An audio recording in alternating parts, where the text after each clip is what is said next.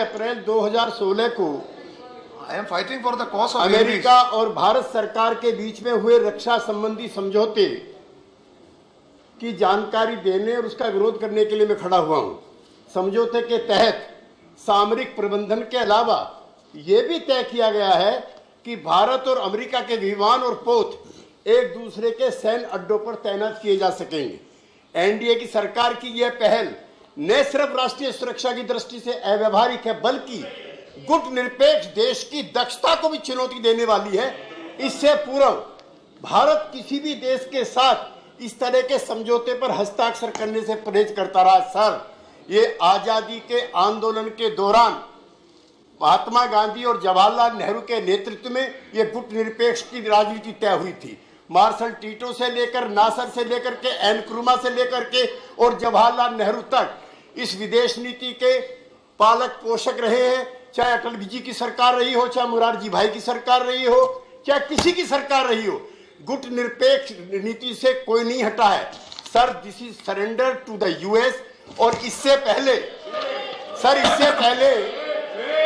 25 जनवरी को this is the joint statement of Indo US deal. Sir, इसमें very categorically इसकी जड़ तभी जमी थी, recognising the important role that the both countries play in promising peace, prosperity, stability.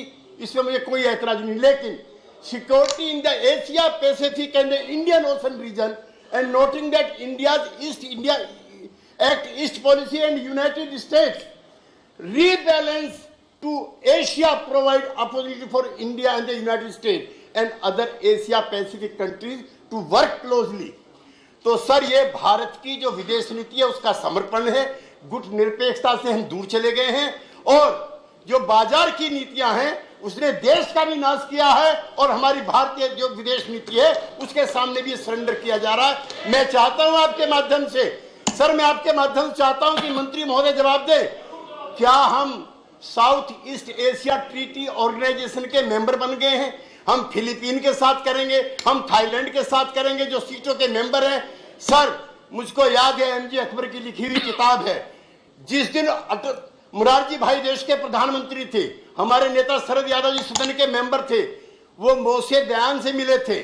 Sir, Morarji भाई is on record on saying in MJ Akbar book कि मेरे देश के लोगों को अगर ये पता लग गया कि मैं मोसे दयान से मिल रहा हूं तो मेरी कुर्सी चली जाएगी।